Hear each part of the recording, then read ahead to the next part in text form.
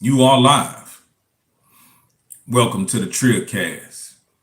Back with your boy Hezeleo, and we got a fresh soup from Jesus Trevino. Let me start off by saying this. Coca-Cola was founded around 1886, and it was a sugary drink infused with cocaine. Yeah, they used to put cocaine off in the Coca-Cola. Just thought I'd tell y'all that. But tonight, I'm touching on some serious content, some grown man business, and I hope you can get something out of it. And first of all, let me start by saying it's 2022. We going up. We going up. More everything. More elevation. We going up. So without further ado, I'll get into my content. Come on in, take a seat. You know what I mean? We might have some participation in a minute. But let me get my row off, like my homies say. I think that's like a penitentiary term. But to start off, I want to speak of the Vietnam War between the U.S. I think it was from 1955 to around 1975. That had a real devastating effect on a lot of our fathers, grandfathers, uncles, so forth and so on. Directly, I was affected because my dad supposedly went over there and didn't come back right. But I remember a short story I'll tell you about R.I.P. Pops, Mama West's husband.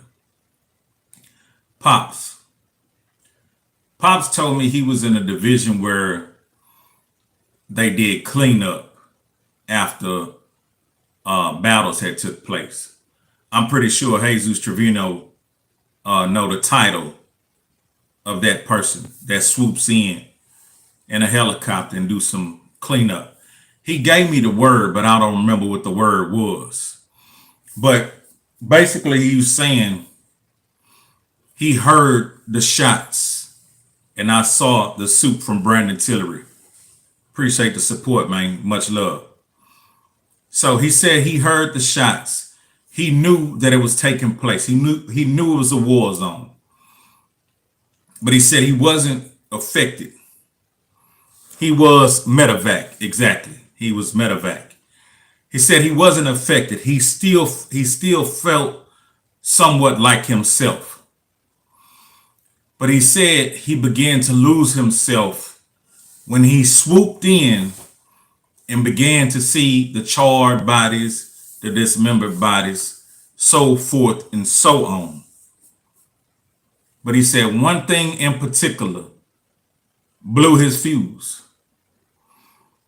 He said he was talking to another medevac person and he said, let me pick this helmet up during the cleanup.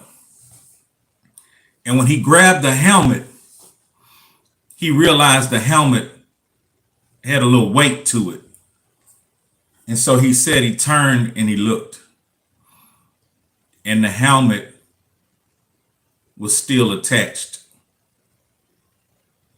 to the individuals. You know what I mean? He said that threw him in a frenzy. He said that right there particularly, he never was the same after that. R.I.P. to Pops. But we got a timeline from 1886 that was just shocking content. They put cocaine in the Coca-Cola. Then we have a timeline from 1955 to 1975 where the war took place. That brings us to the 60s. Where am I going with this? United States is going through a lot at this time. There's a racial divide. There's segregation. There's equal rights being fought for. Black men in this country are going through, I'm talking about hell and hot water. They are going through it at this time. But in the 60s, in the 70s, it started to mellow out. It ain't the 40s, it ain't the 50s. It's the 60s and the 70s. Some rights are coming into place. Black men are beginning to thrive. Now, while they're thriving and elevating, owning land, building communities, building churches, it's still the loom and the ugliness of drugs and alcohol. And back then, drugs of choice may have been marijuana, heroin, barbiturates, pills, things of that nature. Now, maybe a small percentage who was trying to self-medicate was participating with that. But then you had the thriving community of black men that was standing in their households being men, being husbands, fathers, uncles, sons. They build with their hands. They farm. You know what I mean? They was free and they was elevating, and they had a soundtrack to it. You had James Brown singing, "I'm black and I'm proud." Say it loud. I'm black and I'm proud. You know what I mean? And you had different movements. Black Panthers, this and that, this and that. So you began to stand erect as a black man and take care of your family and look out for yourself and fend for yourself and start to thrive. And then here come the 70s. Decade later, you got the hippies. You got more marijuana circulating. You got more drugs, heroin, morphine, alcohol, meth, whatever else under the sun. But you would think that mostly a hippie or somebody who was trying to self-medicate would maybe indulge in that. Not the strong black man who going home taking care of the crib, the family, raising the boys up, raising the girls up, being a husband to his wife, you know what I mean? Being an example to his family. So the 70s, they had to have some kind of element to derail. But we're not going to speak on that element. We touched upon it in a previous video. We touched upon the removal if you depended. Oh, you want this housing? Well, he can't come. And we've seen a depiction in different movies. It was a movie I remember with James Earl Jones. And it was this beautiful sister. She had a bunch of kids. I forgot the name of the movie, but he was a trash man. And there was a scene in the movie when the lady from the housing authority was coming over to, you know what I mean, look at the dwelling and see who was living there and all that there. And they had to move some things around. He had to get out of there. Like it was a calamity, but it's real life. You know what I mean?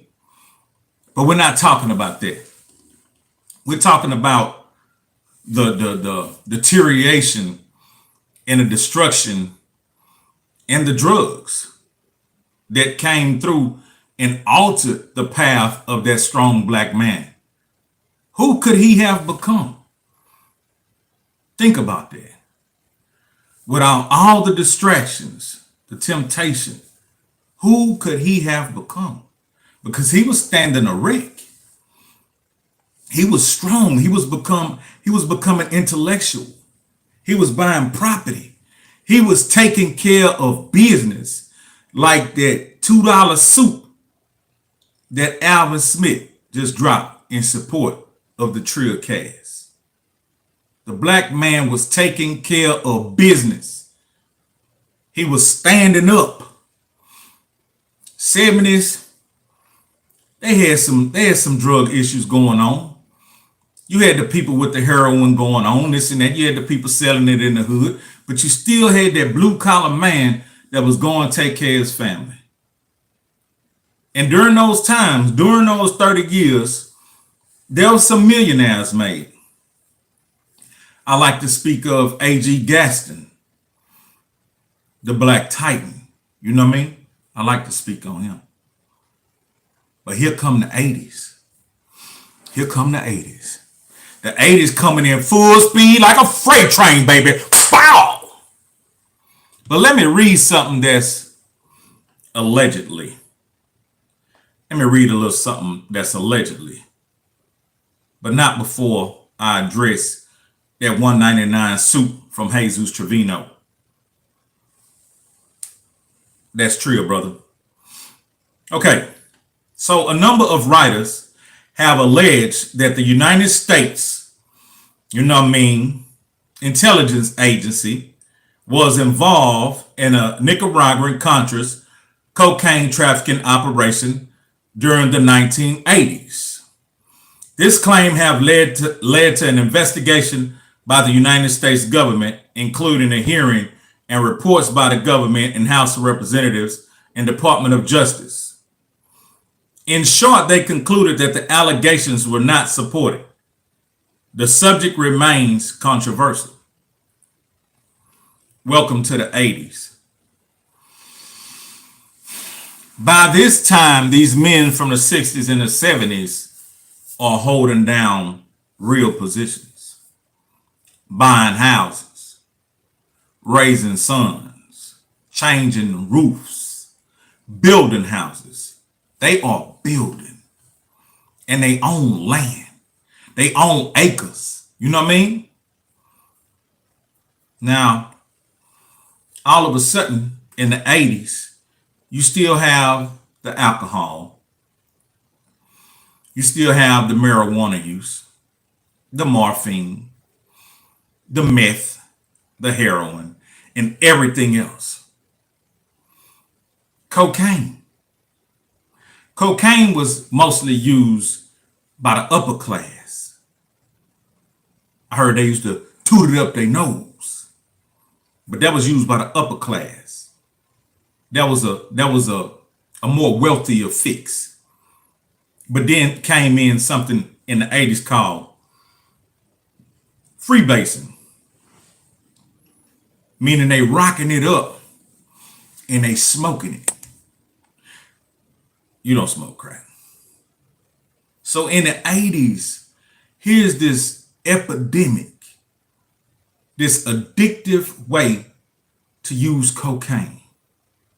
And it hit the United States in every inner city, like worse than COVID. Comparable to an epidemic and a pandemic.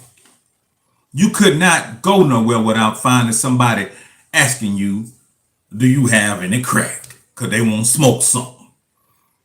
But here's the deterioration of this strong black man. And I ask again, who could he have become? The world will never know. Because by this time, they sneaking and geeking. They have that household. They have that job. They have a firm foothold on society, and they're elevating. They're financially strapped. They good. They're raising kids. They got college funds. They got extra cars. And they got seniority on their job. But somehow, some way, the extracurricular activities led to less party. What's partying when you're destroying yourself? But that's how it's introduced most of the time. The devil always want to make you think you're having a good time when he's destroying you. It's an illusion. He wants you distracted. He wants you thinking, oh, everything is fun, everything. Man, I'm having such a great time. Smoke this crack. This part of the party. And that happened to a lot of our fathers. Now, some of you brothers, salute to you who can't relate to what I'm talking about because you had a firm father that raised you, that implemented some values in your life. And I appreciate him. And I appreciate you. And hopefully you're following what he taught you. But it's a huge percentage of us that didn't have that. But I'm going to get to where I'm going. So now the deterioration of this, I ain't done. The deterioration of this man is about to really take place. You've seen it and I've seen it. Another short story, and I don't mean no disinfect, but I was hanging out with a rack head. Yeah, we was hanging out. And he told me a story about one day he was on his feet. He was ghetto go. He was ghetto good. He was having it his way. He probably came up on about $300-400 and he thought he had made it. But with that $300-400, you know, he bought him some beverages and he bought him some to smoke. And he had a good time with a couple of players and a couple of females. But he was on some control, some self-control. So at about the point where everybody else was fiending, ready to do whatever, to get another hit, he fell back because he's a seasoned rackhead. And when he fell back, he was like, well, look here, I'm gonna get at y'all. I got other things I'm finna go do. He gonna go party with some other folk. But now he got a Klingon. He got a partner who wanna follow him, who he respect, who he know. And this man is a staple in his family and in the community. Well, unfortunately, he's jonesing a little bit too much. And he's out of his mind. So while he's asking the rack head for a sliver and trying to figure out ways to compensate him for the sliver, nothing else comes to mind but to offer him some fellatio. Nothing else comes to mind but let me offer him some gray skull. Very unfortunate situation. So that staple, that foundation, that strong man has deteriorated and been belittled to a psychopathic lunatic. He's out of his mind. And these are our fathers. I'm not saying your father. I'm just saying us being peers. Who would have they become?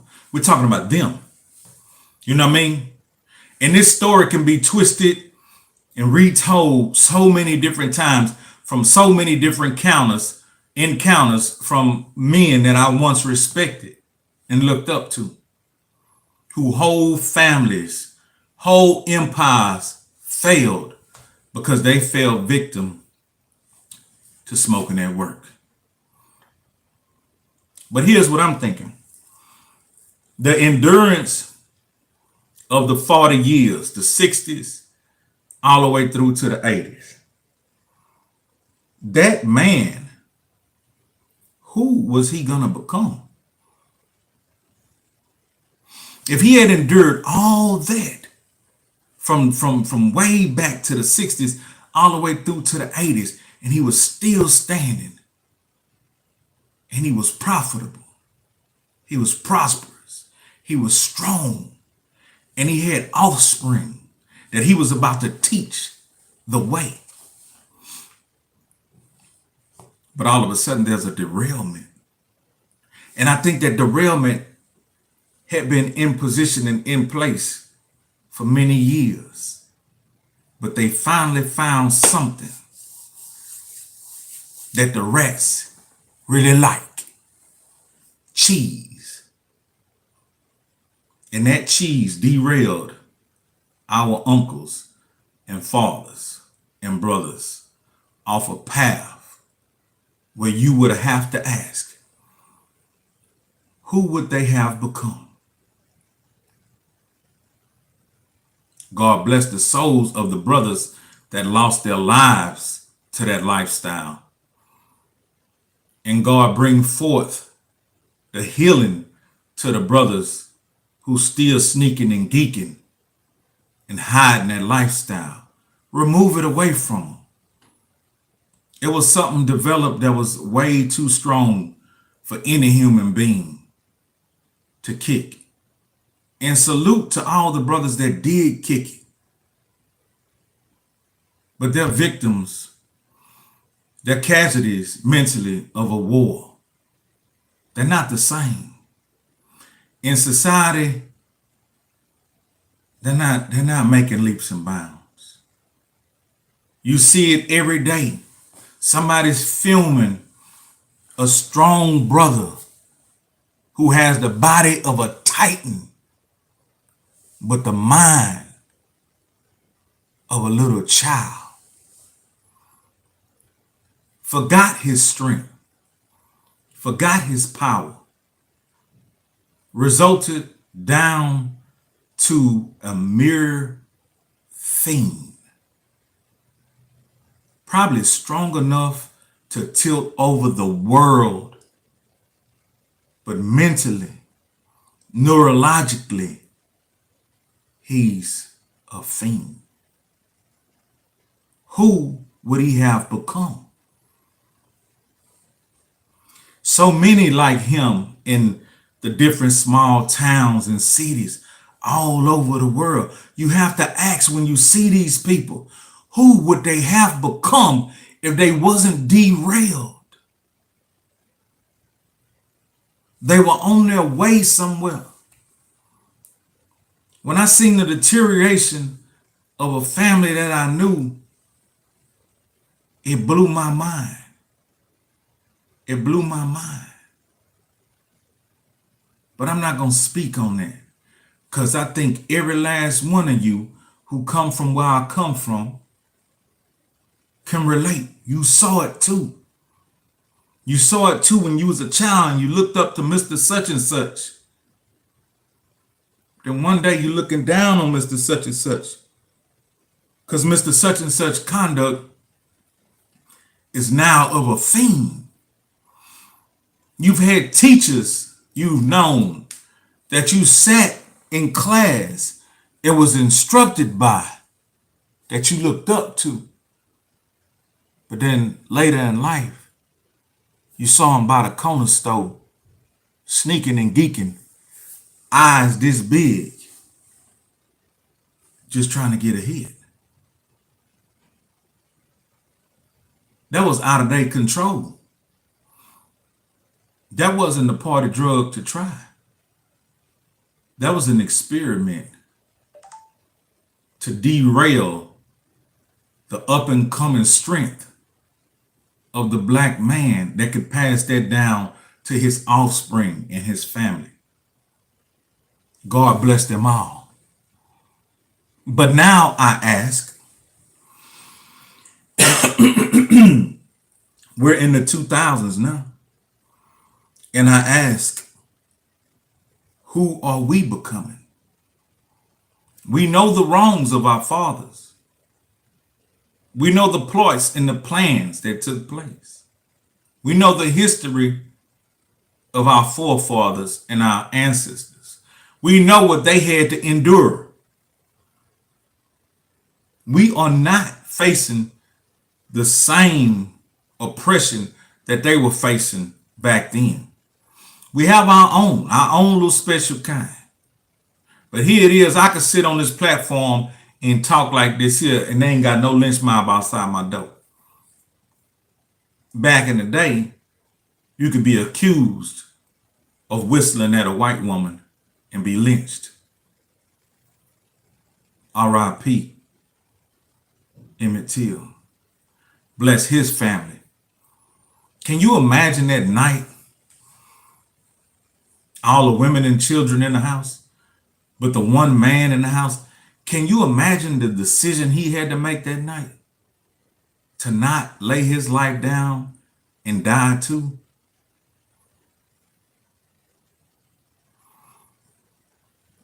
One of the most terrible things you could imagine and think about. But who are we becoming? And I say that because I'm troubled by an incident that's revealing itself to me, and it make me sick of the stomach because I feel we are so powerful and so influential. But what are we doing with that? Who are we becoming? Us. We're not talking about our fathers no more. We're not talking about our uncles no more. And young brothers, I hope I'm leading by example. But I'm talking to my peers who now have adult children. We dropping the ball, man. When have we pulled all our children together before we go outside? Pulled all our children together and told them settle their differences and communicate and learn to get along. Find an understanding amongst one another. When was the last time we did that? And I don't care how much energy it take out of you. Try it again. And I'm not talking directly to one person, because we all going through this. But let's say we get that somewhat mended. Now we need to go to the village and create an atmosphere. What happened to the softball games with the brothers, with the sons intermingling with the friends and other families? What happened to the picnics with the families coming together and intermingling? And do you know this person? This your cousin? Oh, this your friend? Man, this my friend I grew up with. This his son. That no longer happened. So now you have two children who fathers and mothers intermingled, had friendships, growing up in the same village, in the same community, and they are strangers. They are arch enemies to the point where it gets so violent that they're willing to kill each other over whatever it is that they believe in. But where are we? Somewhere on a cushy throne, not willing to communicate with the kids, disconnected. Well, that ain't me. I talk to all these young niggas. I didn't mean to get, you know what I mean? I went all the way through without saying not one. But I talk to all the young brothers, man. They hit me on social sites. They see me here or there. I got an ear for them. But we have to make some kind of splash, especially you influential brothers. You influential brothers who may have made it in whatever degree or whatever field you went after. We have to get back instrumental. If we don't, if we think it's terrible now, where you think it's going to be in 10 years from now? You're going to be terrified of your own grandkids. I just hope somebody hear me and understand my message. We got to do better.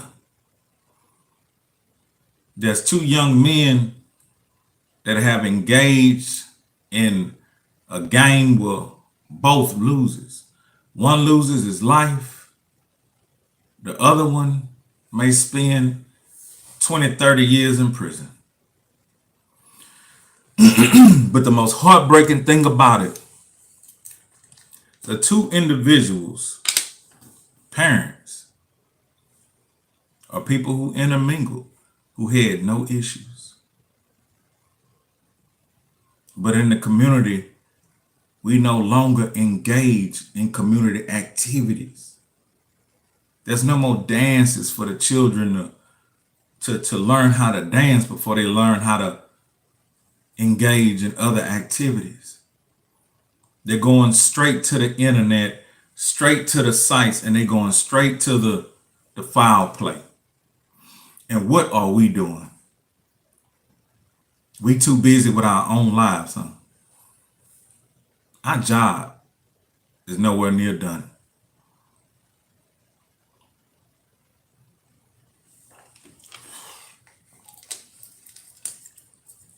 Think about it.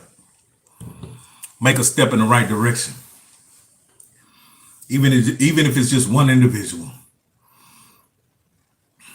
The ones that's doing well, bless them. Show them your love and your attention. The ones that's led astray, extend yourself. But don't sacrifice yourself trying to save them. Fight hard. But what you can't do, leave it to the Lord. And pray that that child is spared and can come to his senses at some point in time and join your journey with your family.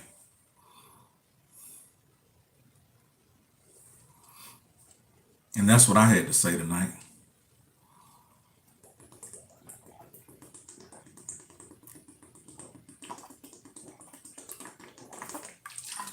I acknowledge the brothers who came to the congregation and appreciate. I didn't want to make this one too long and drawn out, but it's still the Trillcast, and I'm still Hezeleo. Know what I'm talking about? But yeah, we had the brother Jesus Trevino off in here. He blessed us with the soup. Maurice Hood, you know what I mean? Brandon Tillery came through. I went to South Vietnam last year. They love America. Kendrick Wynn, what it is. Good talking to you the other day. Brandon Tillery came through and blessed with soup. Brandon Tillery answered the question. Alvin Smith, what it is. Let me see. Yo, I was there on deployment last year as well. Wow. Okay. USS Theodore Roosevelt. Going down. Thomasino, what it is. They put slime in. Oh, I don't know what's that about. Alvin Smith come through with a salute and a soup. You know what I mean? Jesus Trevino back door with another soup. I'm giving you the rundown. Then we got my brother International Curtis G come through. Lightyear come through. You know what I mean? And who else? Okay. We got Blake Brady. What it is. Big Buds. What it is. You know what I mean? Yeah. Okay. Now earlier, I had to remove a couple of players coming to the channel disgruntled. But I appreciate them. Oh, they just jealous. They said some funny things. It didn't even make me mad. It just exposed they just jealous. But I'm gonna tell you what one of them said. And I hid him from the channel so he can't come back. He said, they be wearing them Trill shirts.